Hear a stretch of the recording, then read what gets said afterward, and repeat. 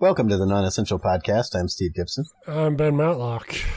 Wow. Yeah, a show. We're back. Imagine. We've been gone a couple weeks and then under threat of missing it again. But credit card came in class. Well, it's funny because I would love for you to have broken your laptop, bought yourself a new laptop just to get ready for this show, and then I would have told you I didn't feel like it today. Oh, that would have actually worked because I would have lied to Tara and said we're still doing it, and then I could have just played video games for the first time in years. First week, you got kidnapped by some swamp folk, and oh man, that was a fucking shit show. I didn't get to talk about on this shit show. I mean, it went right. It was my wife's nephew's wedding was on Saturday, and we record on Thursday. So you would think that that's not a problem. But my oldest daughter was going to be a flower girl in the wedding, and so they wanted her at the rehearsal dinner on Friday. And that's child labor. Right. That's a crime. And so we were in court fighting it, and it went real well. Oh, no, but of course, Tara and I both worked till 5 on Friday, so there was no way to get her from here up to, because the wedding we were going to was like 2 hours away. So the solution was to take her up Thursday night and leave her at her grandma's house overnight, and then drive back, and then drive back up Friday after work and stay. So it was already going to just be a not fun weekend. But Tara was going to just take her herself Thursday, so I thought, well, we'll be able to do the show. And then Tara's like, well, I don't think Penny will do well in the car. That's our 6-month-old, for those unfamiliar. And she's probably right. Penny would not have done well in the car. So I was like, she's like, you can stay home with her. I was like, nope, I don't want to do that. So I said, well, let's just all go up. I'll have to miss the show. But then Penny lost her shit before we even left fucking town, basically before we pulled out of the neighborhood. And so it was like, you know what, Tara, you stay home with the baby. I'll drive up to your family's house Thursday night and then back. I didn't get home till midnight, and I had to work Friday morning, so I was already in a pissy mood. But that's why we missed the first week. Mm-hmm. And then the whole weekend was just fucking obnoxious. The wedding was fine. Good for them. Congratulations to the newlyweds, I guess, or good luck, or condolences, however you view that. But, oh my God, I think I spent abandon all hope, ye who had a pleasant marriage. I don't know. I was about to end mine. The other thing is, so we get after work, that meant I got to drive up to Canton, 2 hours away again, immediately after working, immediately after getting home at midnight. We get there, and Tara, she's a photographer for people not familiar with that. So it was her nephew's wedding, but she was also doing the photographs for them. She realized she left one of their 2 batteries at home, and she needs to, because one will not last through an 8-hour wedding. And the closest one was at a Best Buy an hour away from her mom's place where we were staying. And guess who got to drive there and back in the morning before the wedding by himself? Yes. The baby did it. And then after the wedding, so I was at this wedding for 9 hours. 5 of them were before the wedding even started, just while she's, because they wanted to do pictures. And then the wedding gets over at 10 o'clock on Saturday, and then I have to drive 2 hours back home. I was so fucking pissed by Sunday. And then there was something going on Sunday morning at our church at 10, and our church is an hour away from our house too, so we rarely physically go. And Tara's like, oh, I thought we were going to church. I'm like, what the fuck? I'm like, I'm not fucking going anywhere. So we got home at midnight after getting home at midnight. And it's like, no, we're not doing that. God wants me to watch football. We're murder suicide. If he didn't want me to watch football on Sunday mornings, he wouldn't have put this powerful urge in me to do nothing but watch football on Sunday mornings. So that was that. And then you, like a chicken shit, decided to get sick and be like, I can't. I got so fucking sick. I never saw, did it ever turn out to be COVID, or did it keep? I tested negative. So, I mean, take those tests for what they're worth and all the variants out there. So it's possible. But there's also a ton of other shit going on, too. It's also flu season and shit. And honestly, could barely tell you the difference from how I felt with COVID and this, except this did a fucked up thing where when I had COVID, every like major symptom happened like sequentially. So it usually started with a really bad sore throat, and then like a pounding headache, and then kind of bad fever, and it sort of devolves into a coma from there. Stuff. So yeah, and then you come out of it, you got like a bad cough and you're sniffly and shit. This went through all of that in just a fucking chaos sequence, where it was like a sore throat, headache, sore throat, congestion, sore throat, headache, and that lasted 4 days. Yeah. So I was basically, I didn't really get out of bed until Monday. And luckily my job is, I'm finally working a job where like when that does happen, I can work remotely. But it's a very weird situation for me because like every job I've had in my adult life, it's always been, when are you coming back? When can, like, if you get really sick, it's like, when can you come back? Right. And this job, I like on Tuesday, I was like, well, I'm a little bit congested, but I think I'm okay. I think I can go. And my boss was like, you need to be fully symptomless. Stay home.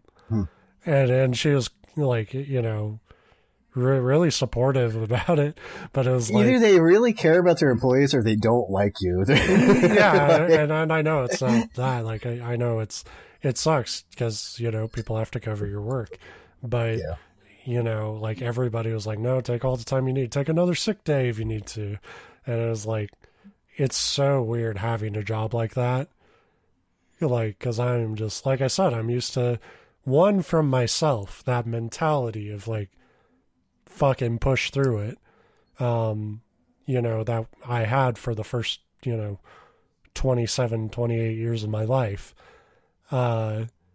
is like, unless you're dying in bed, you get up and you do your shit, and now having the entire world be like, stay in bed, don't move, can we get you anything? And I'm like, it's kind of dangerous in another way, because it's like today, I probably went back to work too early. I felt fine, but by the end of the day, I just felt exhausted. Like, like you've been sick and now you're trying to get back into the swing of things, and it's putting a lot on your body. Well, mentally too, when you've gone through all that, and then you're... Yeah, so I just had a little bit of that, but it's like, I was telling people, I'm like, if I don't go back to work today, like if I wait until I feel 100%, truly, like in my soul, 100%, I will never go back to work again. I haven't felt 100% since I was 13. Right. Like there's always been... That's a good point. There's always something wrong. So that's what I was dealing with last week. So that was, it was not planned. It was just one of those things where it's like I literally could not fucking talk Thursday. And I don't think I said it. I was annoyed, not at you. I was annoyed at my favorite person in the world, Elon Musk, because I had actually specifically gone to Twitter because that's the only way that me and you had to like DM back and forth. Because I use Blue Sky now. You get on it that much, but it doesn't have direct messages. So this is a good thing to say to any of our listeners. BennyBucks.bsky.social is where you will find pretty much all my posting now. You kind of have to now, because it's very clear that he is very soon going to make it so you can only use Twitter if you pay. Yeah. And nobody will do that. Yeah. But anyway, so my point is like... But I'm saying I've been posting there solely since October. So... Yeah, and I've said... But, like, I check Twitter maybe like twice a week throughout the week, but on Thursdays, I always check it a couple times just in case something like that comes up. And I specifically checked it like twice.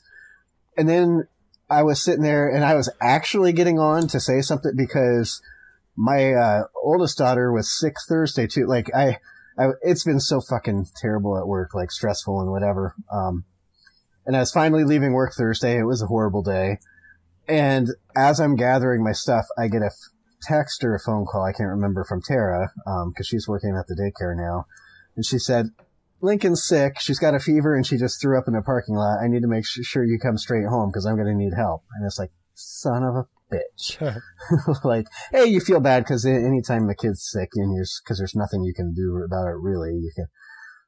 B, because I'm selfish and I know that every time she gets sick, I fucking get sick. Although, knock on wood, this time it seemed to spare me.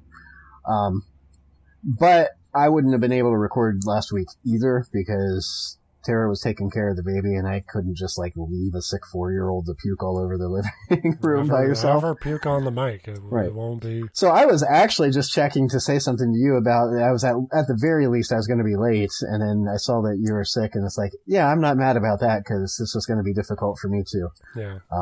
So it's been fun. It has been a couple of weeks since we talked to you, dear viewer. It's getting to the point because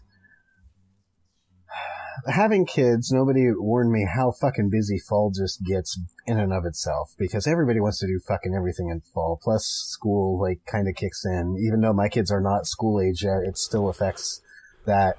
That's the thing. But then the disease, when you talk about stories with your family, that's something I realized. Like I always kind of like went back and forth about if I ever wanted to be a dad one day.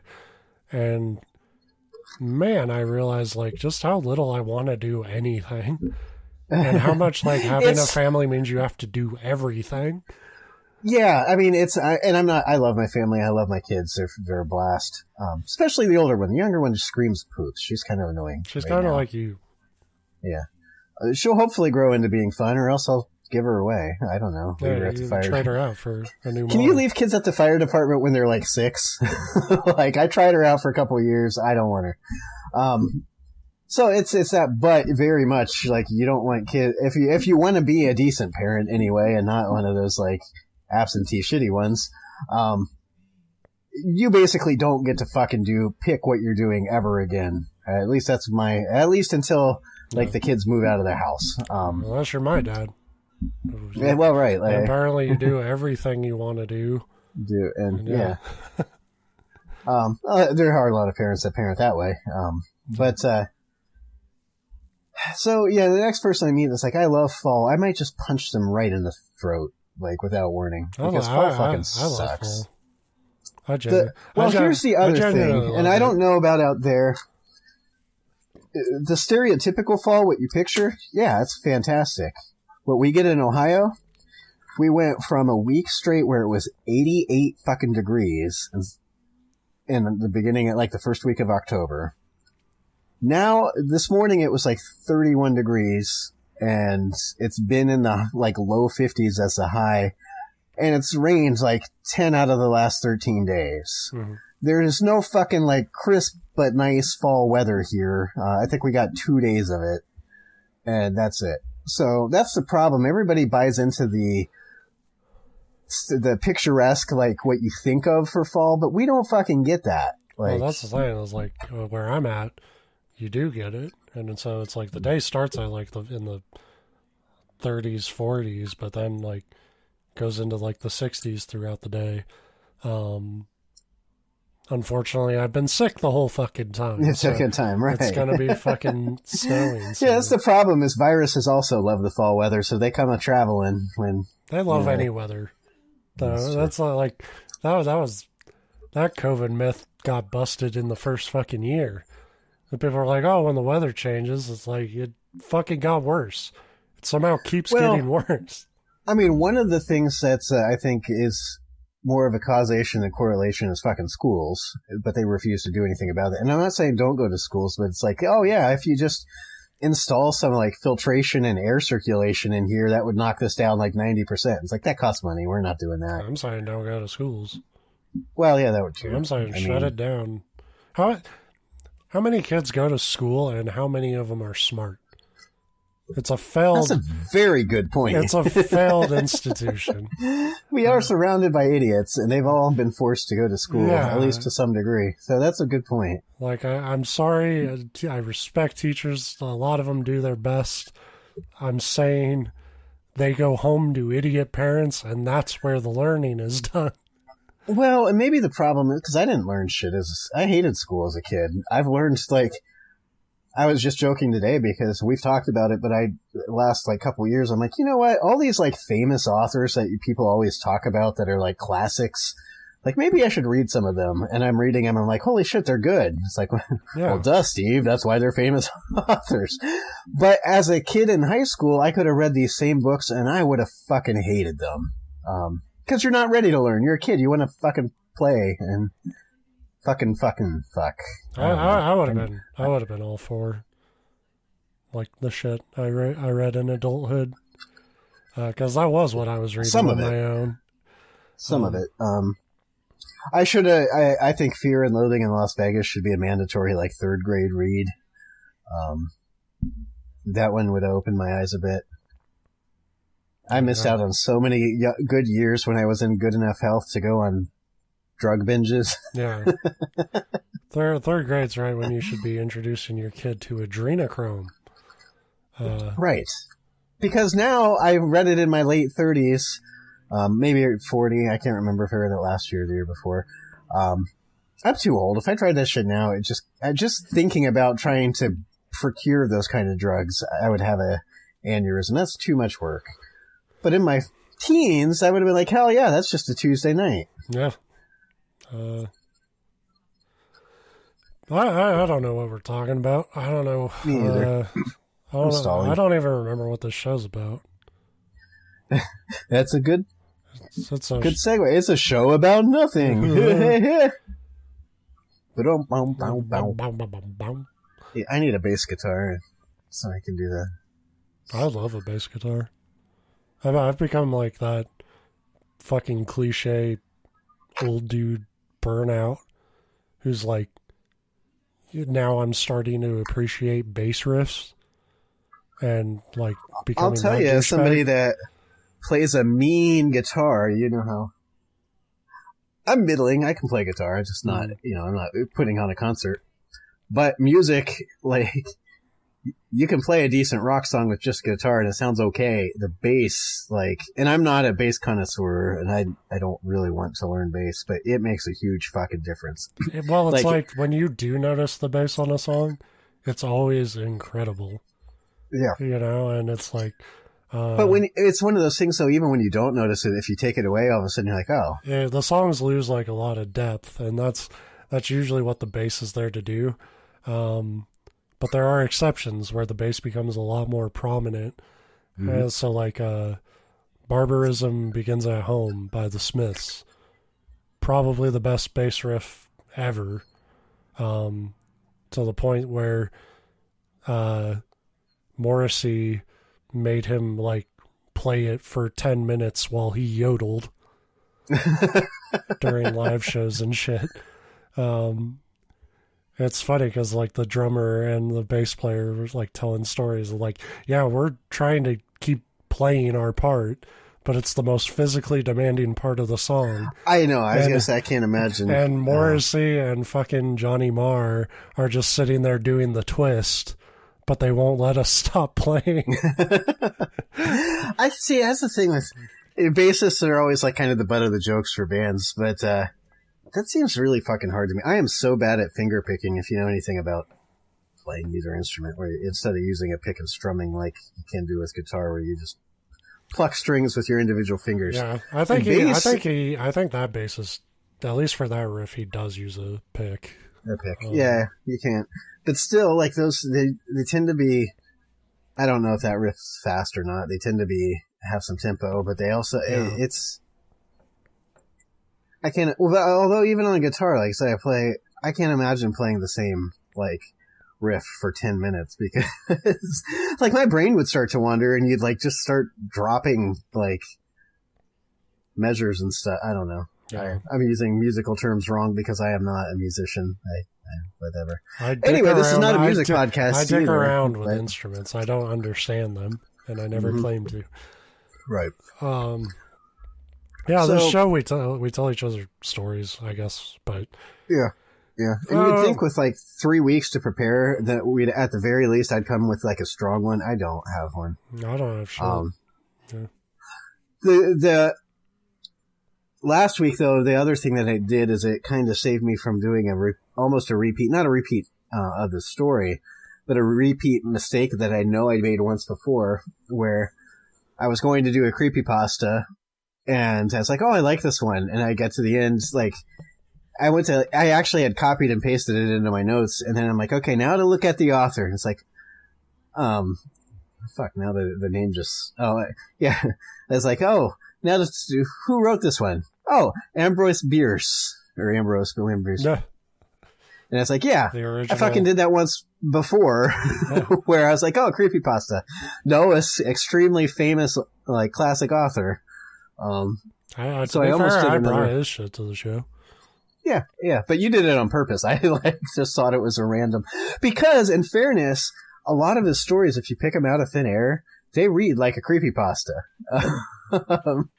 Not bad, and not like necessarily in a bad way, but because it uses a lot of that olden language. I think he was 1800s or early 1900s. 1800s sounds right. Yeah. I think he did a lot of shit like Civil War themed. Yeah. Because he did that one about the bridge, right, where the soldier got like. Yeah. Yeah. He got executed and then had a whole fucking daydream. An occurrence at Owl Creek Bridge, I think. Yeah, right? He had a whole daydream. See, I'm learning. He got away from the execution, and turns out it was, nope. So yeah, that guy. But because he uses a lot of that old timey language, if you're not like, if realizing that you're reading an old timey story, it comes off as a creepypasta author trying to sound smarter than they are, which is a common theme. And that's kind of why I liked the story. I'm like, oh man, this one, it was a decent story. The theme was good, but I was like, oh, it's written like somebody's trying really hard. And I'm like, oh, no, it's written like it was written 150 years ago. Like you got paid by the word. Right. Anyway, I'm not doing that story because I had time to do a little more research. I am doing a creepypasta. But it's called The Beef Bandit. So you know it's going to be fantastic. I will add the disclaimer that I did not read this one all the way through, so it might be a train wreck, but I did start reading it, and it seems kind of interesting. We'll see where it goes together, shall we? So it's The Beef Bandit by Levi Athens. The year was 2008, and America was going through a tough recession. Many people were very poor and struggling just to get by. People were so happy. That's why the first two lines I liked, because it's like it was 2008 and people in America were struggling. And like it's 2023, we still are. It was 2008 and love is in the air. I feel like you could plug literally any year in there. This could go back to be like it was 1865 and people in America were suffering through a tough recession and diphtheria. Yeah. I was fresh out of college, unemployed, and looking for work. My parents had kicked me out when I turned 18, and so I took to living with whichever unfortunate friend would allow me to sleep on their couch. I believe the term for it is couch surfing. Why is that? If you're self-aware enough to say, like, this unfortunate friend who helped me out, then, like, you either involuntarily shit all over the couches you sleep on, or you purposely do it. Or you're intentionally being a pain in the ass. Right. Like, be a better guest, and your friend won't have a problem helping you out. Do the dishes, you fuck. That's the thing. It's like, because I could be like, oh, these poor friends, like, I couldn't pay them, and they were forced to let me. It's like, well, you can do things to, like, lessen that burden. Yeah. But it was in those difficult times that my bizarre story took place. One evening, while sitting on the couch in utter despair and a pile of my own shit, apparently, the oddest of stories came on the local news. Folks are calling him the Beef Bandit, said the newsman cheerfully, sitting at his desk. 3 local grocery stores are now reporting that large amounts of red meat had been stolen, he continued. Security cameras caught glimpses of the suspect filling his shopping cart entirely with beef and then exiting the store without paying. He looked like Mr. Bean. Yakety sax was playing in the background. Security footage then came up on screen depicting the supposed Beef Bandit. The images were blurry and low quality, but you could clearly make out that it was a large man with dark hair, a white t-shirt, and tan cargo shorts. I know you've been taking steaks. I saw you put them in your pocket. If you're not stealing, then why are you wearing cargo shorts, man? It's a giveaway. Somebody slopping around with, like, roasts and shit. Mm-hmm. Taking it out of the packages, like... Yeah, the pack won't fit. Right. Yeah, that's the thing with, like, ground beef. You can fit that into any shaped pocket if you take it out of the... That would be fucking hilarious. Take that ground beef out of your pocket. Fine.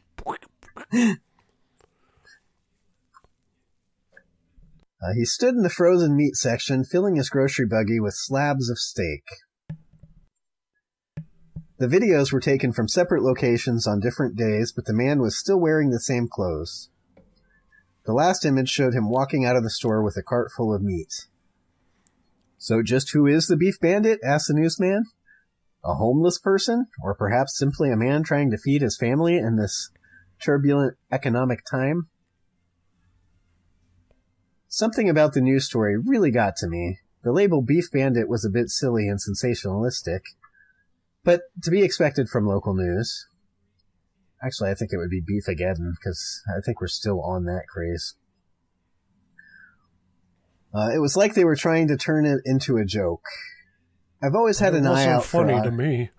No, that was some hard-working beef that was being stolen for free. Who knows what he was doing to it once he got it. Oh, I think we know what he was doing to it. Mm-hmm. I've always had an eye for oddities, so this naturally piqued my interest. How could a guy just walk out with a cart full of food without being noticed? Well, it's very easy when you consider factors like minimum wage. Yeah, right. That's a big assumption that he wasn't noticed. It's much more likely that everybody noticed him but didn't want to be the person to deal with it, so you just pretend to not see it, which is exactly what I would have done when I worked at a grocery store. In fact, it had happened a couple times, and I never stopped anybody. I let somebody else do it that wanted to try too hard. As far as I was concerned, like, all they tell you to, like, stop theft in retail is, like, good customer service.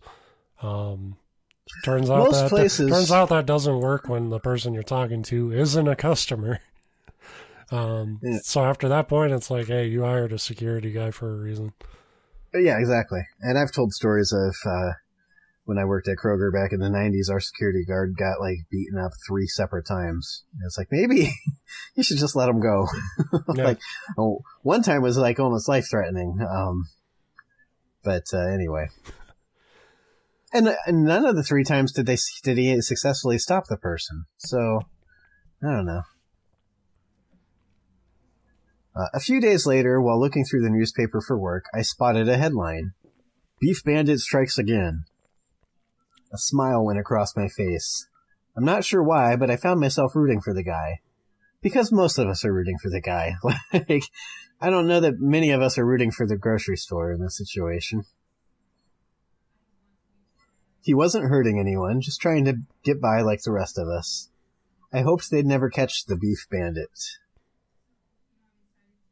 Although that is interesting to think, like, maybe he just needs to get this to get by. It's like, well, if he needs, like, 150 pounds of beef every other day, like... I need tenderloin. and tons of it. I began following the story, excitedly waiting for the next update to see where he went next, or if he would ever be identified.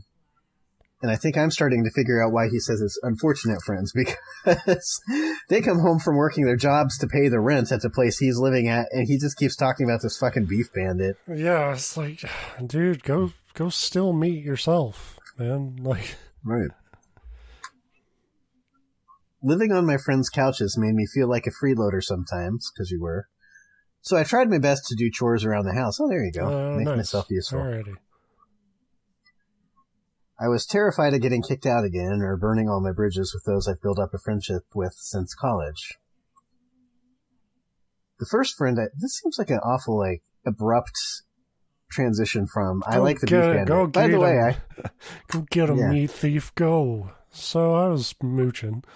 The first friend I stayed with sent me away after an argument, and the next person said I had to leave because they too were suffering from money problems. It felt like this time I was really on my last leg, so I did everything I could. This included going to the grocery store for them to pick up food. Oh my god, he's going to meet his idol.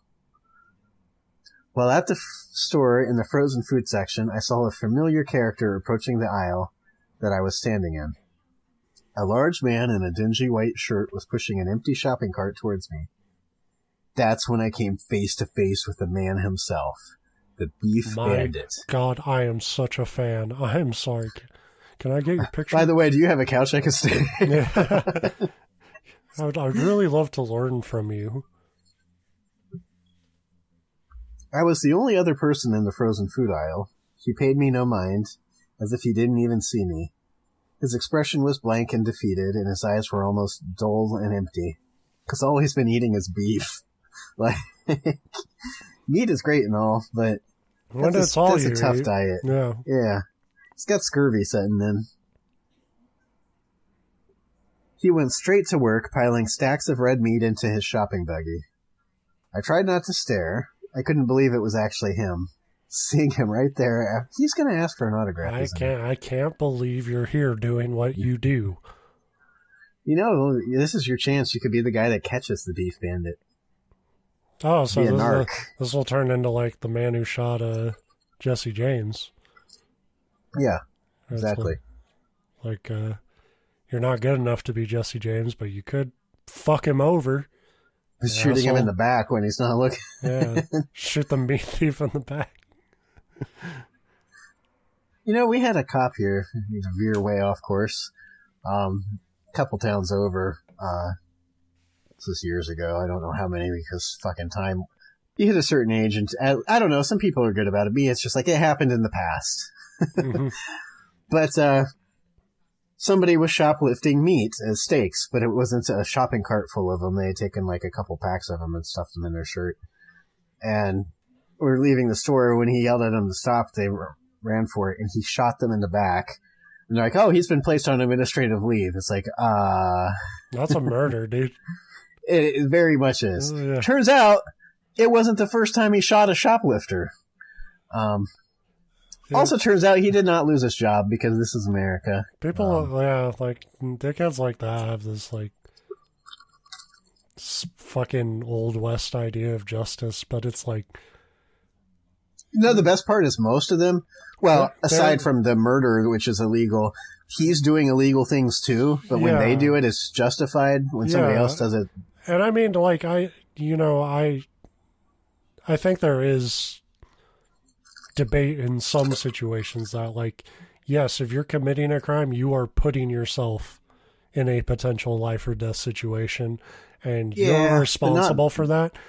But not meat theft. Yeah, meat theft is not that. I mean, if, like, you try to fucking reservoir dogs, yank a woman out of her car, and she shoots you. If you're endangering somebody, that's different. But physically stealing meat, and I get that they say, "Oh, it doesn't hurt anybody." I mean, theft is theft. As much as we hate corporations, you are stealing.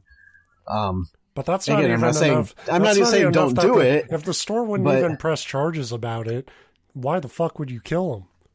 Like, that's not enough money to, like, make it a thing beyond, like, oh, we'll ban you from the store, and, you know, maybe you'll get, like, a fine. But, you know. So, yeah. Huge so jump. To get political in the middle of this creepypasta, but my brain made the connection here while we were talking and joking about him shooting him and say, you know what? That happened here. And I'm sure it's happened many other places too, because again, America, like, Anyway, seeing him right there after hearing about him in the news for so long was very surreal. Also the fact that you're literally the only person to recognize him, even though it's apparently been a running news story. Whatever. I grabbed my cart and a milk and began walking away. I certainly wasn't going to intervene or call the cops on someone stealing food at a time like this. Good for you. I walked down aisle 5 near the store entrance and stopped. While pretending to be looking at the shelves, I waited to see if he would walk out with the buggy. I considered trying to talk to him or ask him why he was doing this, because I'm sure that wouldn't alarm him in the middle of a theft. But I thought better of it. I wasn't stupid enough to get directly involved, or at least I thought I wasn't. I watched as the man rolled his cart full of stolen beef out the front door.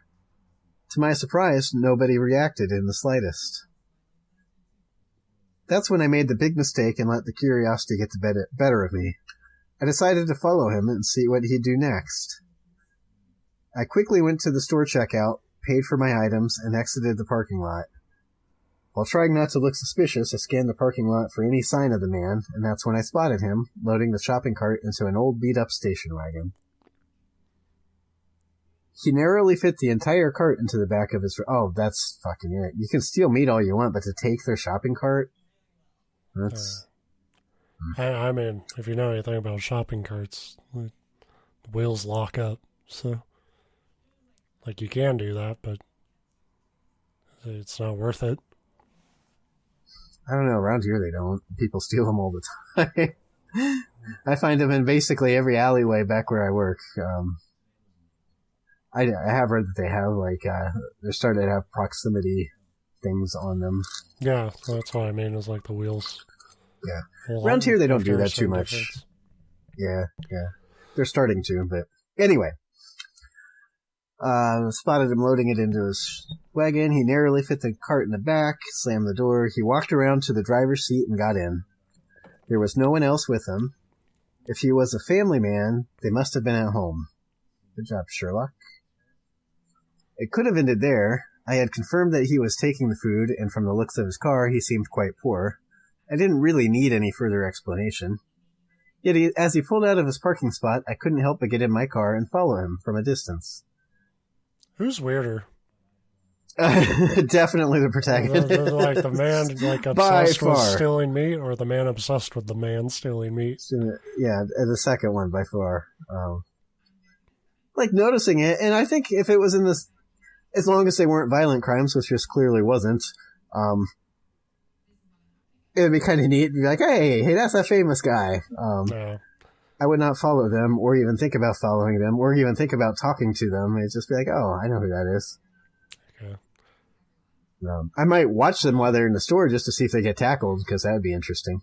But I just want the record to show I'm writing down a note, and by the end of this story, if this story does not address the thing I'm writing a note about, I am going to bring a barrage of nitpicks about how it's been written. I kept telling myself that I'd only follow for a few more miles, then head home. I told myself that it was just a small detour. The prospect of knowing more about this mysterious person kept me going. The man then pulled into a dirt road which led only to the edge of town. What kind of road just leads to the edge of town and, like, what, stops? Like, I don't know. There were trees on either side, and it led straight to a dead end with a turnaround spot where kids would shoot their BB guns at old cans. There was also an abandoned cave there, which led deep into a mountain. Well, that's a hell of a thing. I thought, if this was a homeless person, perhaps the dead end spot was where he lived. Then I thought, maybe he had noticed that I was following behind him and was just trying to lose me at a dead end. At a dead end, yeah. I mean, clearly the guy's like, he doesn't go into elaborate plans if he's just loading stuff into a cart and walking off with it. So maybe. The station wagon suddenly stopped at the edge of the wide spot in the road. The mystery shoplifter got out. I cautiously approached and shut off my engine at a distance. I opened my car door and covertly hid behind it. What? Because he wouldn't notice the whole car. No. Or he'd think, oh, one of them like, self-driving cars. It's The like door's open. It's like that movie thing or TV show thing where it's like, all right, I got to hang back or he'll spot the tail. So they go back like 10 feet. But it's like you're the only two cars on the road. Right. It hinges on the person that's being followed being so into whatever they're doing that they're literally not looking at which anything. Point you could be riding their fucking bumper, you know? Right. At any moment, I expected him to turn around and come towards me, or yell out to ask if I was an undercover cop or something. However, the man seemed to be ignoring his surroundings entirely, much like back at the store when he walked right past me and didn't even acknowledge my presence. He walked to the back of the station wagon and opened the back door, robotically went about his task, pulling out the shopping cart from the vehicle. I questioned why he was taking the cart out, because have you ever tried to carry a fucking cartload of meat without, like, Yeah, you get like a bucket, put it on your head. Yeah, a bunch of them. You balance them on top of your arms and stuff, too, as you walk. Yeah.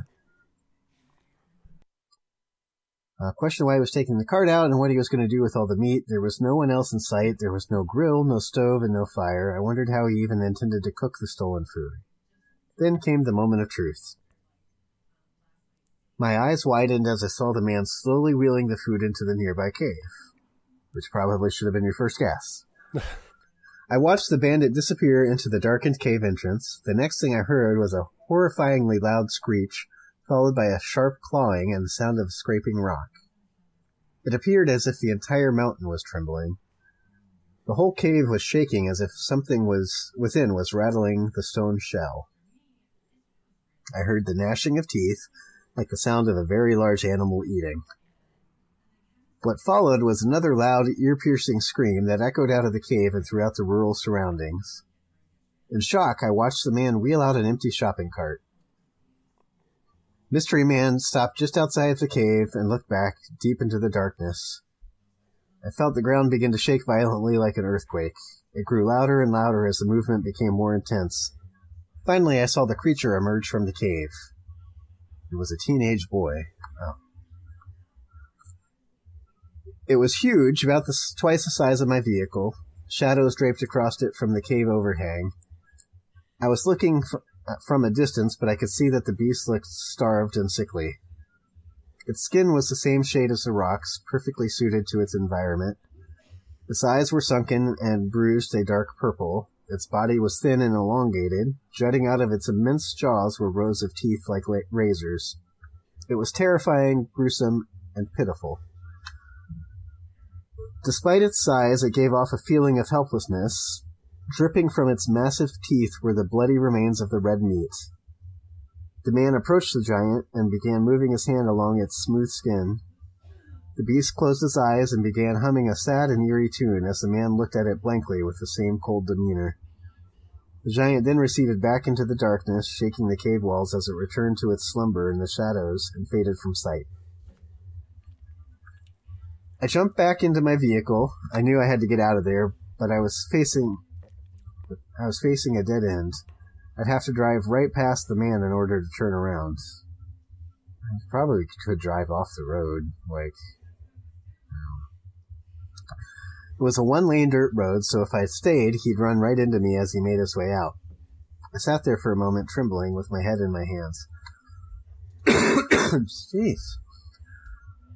Then, gaining my nerve, I turned on the engine and pulled forward, hoping that he wouldn't notice or think twice about someone turning around there. By this point, he was loading the buggy back into his station wagon. I nervously turned my car around in the wide spot. Out of the corner of my eye, I could see him looking straight at me with an almost zombified expression. I desperately hoped that he didn't know I saw anything. He stood there staring for a moment longer before shutting the back door and walking to the front of his vehicle. Dust flew up from the tires as I sped off without turning back to get another look. I never saw the Beef Bandit again, and there was never another story about him reported in the local media. To my knowledge, he was never identified. I eventually managed to find myself a job, and now I make enough money to not have to sleep on couches. Everything turned out okay. Okay, yeah. Because I know at this point, after telling the story of the monster and the beef, you're worried about whether or not I found a job. Whenever I pass a homeless man, I always make sure to give him a 20 and tell him I've been there. I know how tough it could be. You can never tell what people are going through. Well, good for you, I guess. Yeah, that's true. He's like trying to redeem himself. He's like, I know I was a fucking weirdo that chased a beef bandit one day, but yeah, like he's a weird ass, but he's not hateable. Right. Although kind of, because the way that they say that sentence, that's like one of those, like, I do good. Everybody know I do good. You have to know that I do good. Like, he's doing it to tell people. You know what? If you're dropping 20 on some homeless person, you can mention that. Just don't make it a TikTok. I hate that fucking trend. Yeah. I don't know where the mysterious shoplifter is today, or what that thing was that he was bringing the meat to in the cave. Mm-hmm. It may sound weird for me to say, but wherever he is now, I hope he's all right, and I hope whatever he was feeding isn't still going hungry. The end. Okay, so my note was, why the fuck is he a famous meat thief? Like, why did that story... And it wasn't a badly written story, but why did that whole setup need to be there? Like... yeah, that's the thing, like... You could have established, like, oh, that's a weird amount of meat in that dude's cart. Or something. Like, you could have gotten there, like, in half the time. Instead, you made an urban legend about a guy who takes a lot of steaks. Yeah, and there's no payoff to it. Like, I know, that's a bigger thing to me, is that the payoff is just like, oh, he was feeding a monster, but I never asked any further follow-up questions, and nothing ever happened with the monster that I know of. Yeah, and it might not be a monster. Like, why is it a monster? Just because he looks weird? Eats a lot of meat? Yes. No. I do that, and I look weird. I mean, his farts have to be, like, fucking terrible if all you're eating is meat. It just made it this really unnecessary, like... It was just this unnecessary intro to establish that the main character is kind of weird and crazy for, like, giving a fuck about this barely local news story about a shoplifting fucking meat hawk. I will say, because this ties into another story that really paints Ohio and my life in a vivid picture. And I know I've told this story, at least to you, probably on the air before. It reminds me of a time I was sitting at work. My coworker out front has a big window where like views the main street that goes by. And we were sitting there, and she goes, "Well, that's weird." And I'm like, "Okay, what?" You know, because I hate when people say stuff like that, but don't follow it up with what's weird. Mm-hmm. And she's like, "Oh, this person was just pushing the shopping cart completely full of diapers down the road, and they just turned down our alley that runs between our office and the office next to us." Mm-hmm. And so, like, I looked out because my office faces the back, so I could look out and I could see him go down the alley with this giant shopping cart full of diapers and go into the garage of the house right behind us and close the garage door. And I'm like, yeah, that is kind of weird. And then literally the next day there was a story about a couple that was going around filling up their shopping cart with diapers and just walking out of the store. So exactly the Meat Bandit, except with diapers. I am not cool like the protagonist. I'm a narc. So I called the police. And it was like, yeah, you know that story in the news? I know where they're going. And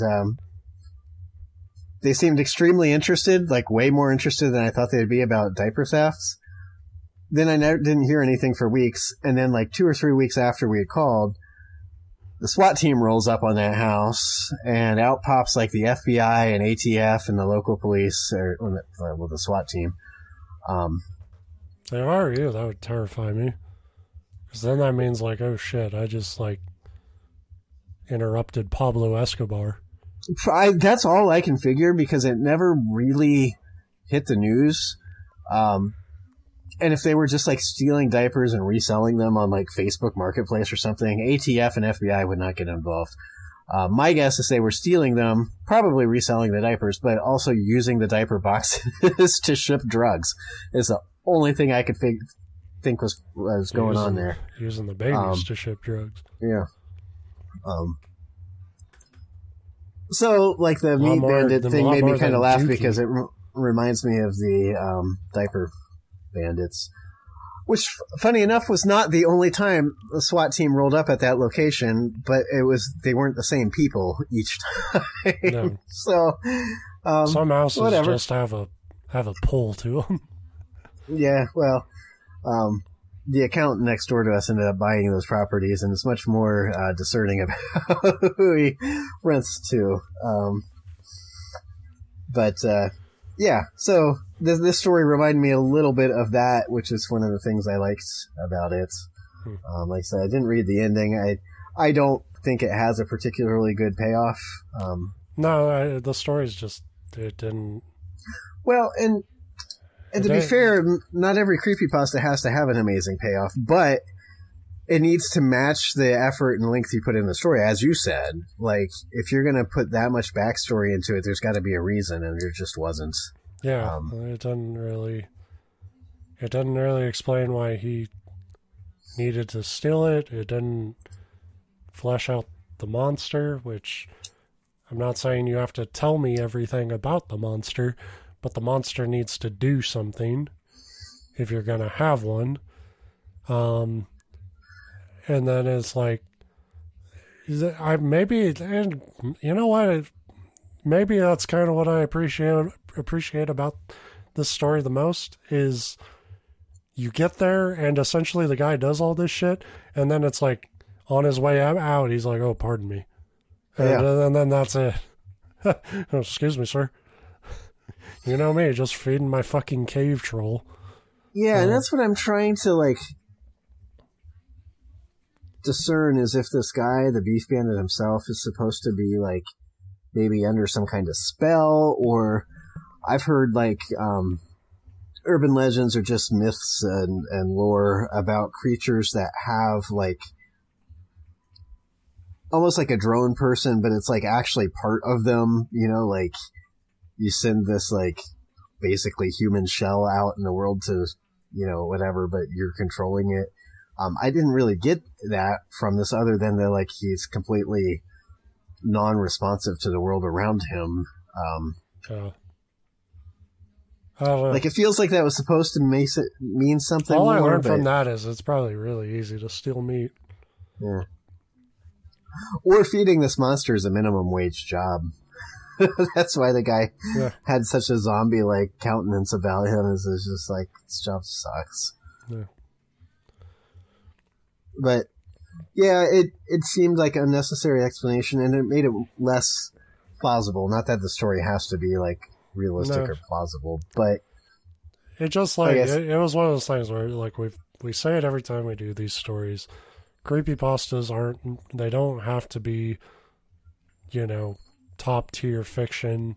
It's a community where people try shit and experiment with their writing, and we encourage that, and it usually leads to some pretty funny results. You know, but I think this is one of those things where like the idea probably needed a little more time in the oven. Yeah, it feels like a first draft of the idea rather than like a rough like thought out, you know, story, but yeah, thanks. But I love the title Beef Bandit. I don't know if I think I distracted myself. And then I just closed it. Let me go back real quick so that I can I didn't completely close it. Good for me. Author, by the way, is Levi Athens. I don't remember if I said that at the beginning. I think maybe I did. Yeah. But, so thanks, Levi. Yeah. Thanks. We hated it. Thanks for making us do a whole show about it, you jerk. Yeah. We're done. Yeah. That's it. Fairness, we were done before we started this week. Yeah, we were done on episode 1. We just didn't know it. We were dead the moment we hit record. I insist that the first 2/3 of episode 1 was fantastic, and then it just went off the rails from there. Yeah. I don't know that for sure. It was a great idea in its planning stages, but we never knew, like, how... We didn't know we were doing this. So... No. We'll be back next week, probably. Who knows what else? Yeah. I know. It's fate. Somebody up there, some higher power is trying to stop us. But yeah. So see you next time if we get to it.